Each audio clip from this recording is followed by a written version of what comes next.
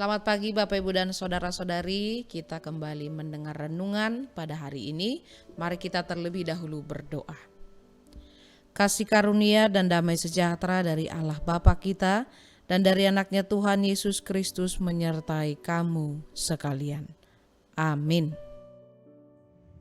Ayat renungan untuk kita hari ini, Rabu 18 Februari 2026, terambil dari kitab Pengkhotbah pasal 3 ayatnya yang pertama.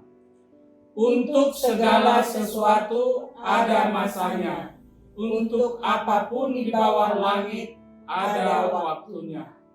Demikian firman Tuhan. Saudara dan saudari yang dikasihi Tuhan Yesus Kristus, saat ini berita dipenuhi dengan kemelut ekonomi. Seringkali membuat hati manusia dipenuhi kecemasan. Ada harga kebutuhan pokok yang naik, lapangan pekerjaan sulit, dan pergumulan hidup lainnya. Dalam situasi seperti ini, iman kita benar-benar diuji. Kita bertanya-tanya, apa Tuhan masih betul mengawasi kehidupanku?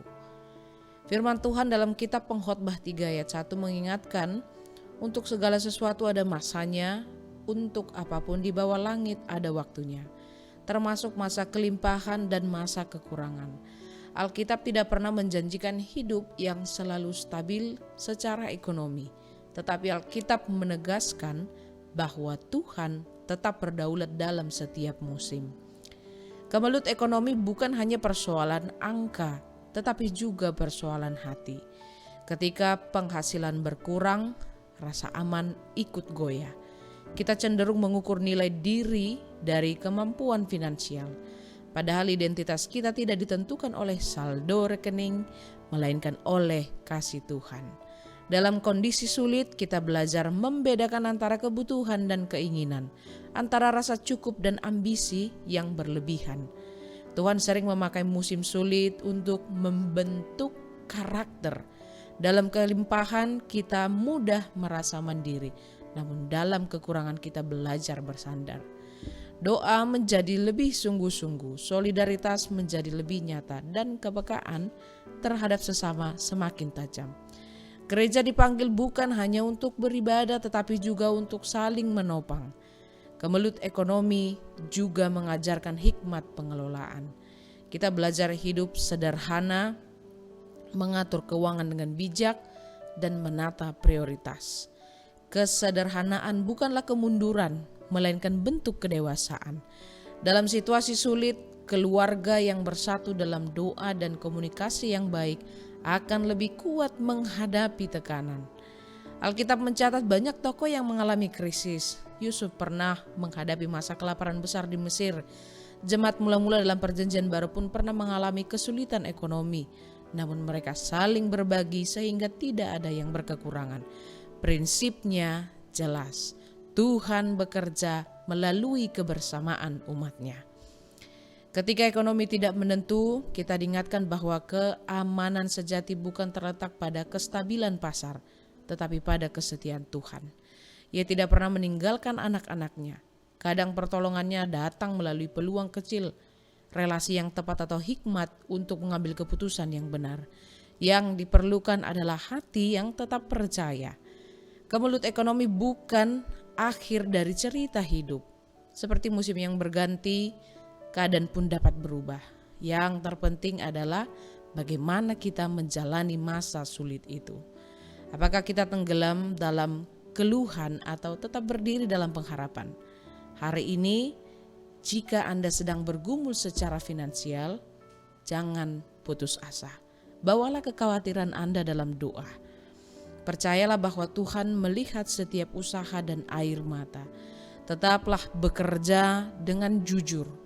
Tetaplah berbagi walau sedikit. Dan tetaplah berharap. Karena pada akhirnya bukan keadaan ekonomi yang menentukan masa depan kita, melainkan Tuhan yang memegang waktu dan kehidupan kita. Di tengah kemelut, iman menjadi jangkar yang menjaga kita tetap teguh. Amin. Mari kita berdoa. Bapa di dalam sorga, terima kasih, kami sungguh bersyukur pada hari ini kami boleh mendengarkan firman-Mu. Segala sesuatunya ada masanya, ada waktunya di tengah-tengah dunia ini. Bahkan ketika kami menghadapi masa sulit, bahkan ketika kami menemukan, menerima sukacita di dalam kehidupan kami, silih berganti kami menikmatinya. Oleh karena kuat kuasa Tuhan, karena Tuhan yang menopang dan menolong kami, maka kami tetap setia, tetap kuat, apapun yang terjadi yang kami hadapi di dalam kehidupan kami. Bahkan kekurangan, bahkan kesulitan, bahkan pergumulan hidup, kami tetap setia kepada Tuhan karena kami percaya bahwa itu bukanlah penentu kehidupan kami, melainkan kesetiaan Tuhan, bahwa itulah yang menjadi pegangan hidup kami agar kami semakin teguh, senantiasa percaya kepada Tuhan. Bapa di dalam sorga, kami juga turut bersuka cita hari ini merayakan apabila ada saudara dan saudari kami yang merayakan ulang tahun dan juga ulang tahun pernikahan. Berkatilah kehidupan mereka ya Tuhan. Ketika Engkau menambahkan umur yang panjang kepada mereka, kiranya Tuhan juga masih memberikan sukacita yang lebih, sukacita yang berlimpah di dalam kehidupan mereka. Tidak henti-hentinya mereka melihat bahwa Tuhan senantiasa mengawasi kehidupan setiap orang. Bapa di dalam sorga, juga saudara-saudari kami yang sedang terbaring sakit pada saat ini, siapapun mereka, jemaat HKBP Cijantung, atau saudara-saudari kami yang mendengarkan firman ini pada hari ini, kiranya Tuhan juga menyembuhkan mereka, memberikan mereka kesehatan. Berkatilah segenap perawatan dan usaha pengobatan yang mereka lakukan, kiranya itu menjadi jalan yang Tuhan berkati untuk mereka menerima kesembuhan.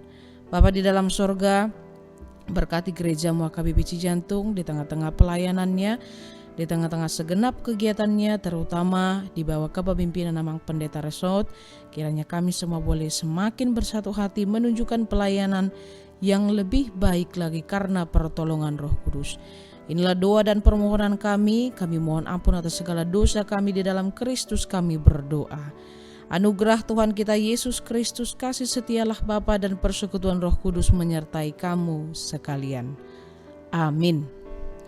Selamat pagi Bapak Ibu dan Saudara-saudari, tetap semangat beraktivitas hari ini. Tuhan Yesus memberkati.